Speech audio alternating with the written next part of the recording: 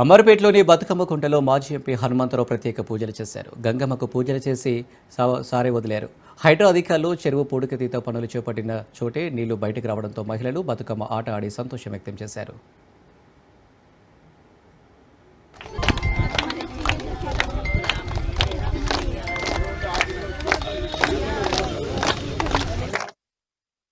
మా అమర్పేట ఈ ప్రాంతంలో చుట్టుపక్కల ఉన్నందరూ వారికి ఇవాళ మహిళలందరూ చాలా సంతోషంగా ఉన్నారు.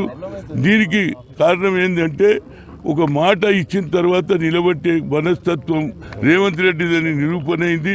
తప్పనిసరిగా నేను 5 ఓబీసీ ఎంపీస్ కన్వీనర్గా సక్సెస్ చేసిన. అదేవిధంగా రాహుల్ గాంధీ గారికి రేపుకిన పార్లమెంట్లో బిల్లు పెడితే అన్ని రాష్ట్రాలు తిరుగుతారు. నిజంగా మీకు చిత్తశుద్ధి ఉందా లేదా? కనుక తప్పనిసరిగా ఈ కార్యక్రమం చేపట్టినందుకు ఏది హైడ్రా ఇవాళ మొట్టమొదటి విజయం. అదేవిధంగా ఇంకా ముందు కూడా విజయాలు అవుతాయి. తప్పనిసరిగా రేపు జరగబోయే లోకల్ బాడీ ఎన్నికల్లో కింది స్థాయిలో కింది వాళ్ళని కూడా చూడాలిరా బాబు, వారికి కూడా సరి అయిన రిజర్వేషన్ ఇవ్వాలి అనేది నా ఉద్దేశం. ఏదైనా రేవంత్ రెడ్డి కూడా ఇక్కడ పోటీ చేసిండు, లక్ష్మణ్ ఉన్నాడు, ఆయన కూడా తప్పనిసరిగా దీనికి ప్రోత్సాహం చేసిండు.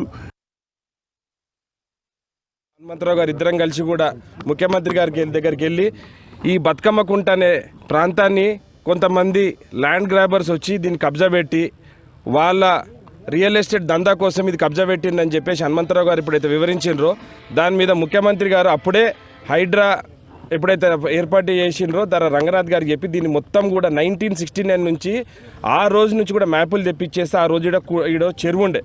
ఈ చెరువులో మొత్తం మట్టి పోసేసి ఈడ దీన్ని బతుకమ్మ కుంట పేరుని తీసేద్దామని చెప్పి కొంతమంది రియల్ ఎస్టేట్ దందా చేసేటోళ్ళు అందరు కలిసి కూడా దీన్ని ల్యాండ్ గ్రాబింగ్ చేద్దామన్న ఉద్దేశంతో వాళ్ళు చేసిన పన్నాగానికి హైడ్రా వచ్చి కోర్టులో దీని మీద వాళ్ళు డాక్యుమెంట్స్ వేస్తే కూడా వాళ్ళ డాక్యుమెంట్లు కూడా ఇవ్వి చెల్లవని చెప్పేసి కూడా వాళ్ళకి తెలిసినా కానీ కూడా వాళ్ళు వచ్చి ఏదో నెపంతో ఏదో స్టే ఆర్డర్ పట్టుకొని వచ్చి దాపుదామని చూస్తున్నారు.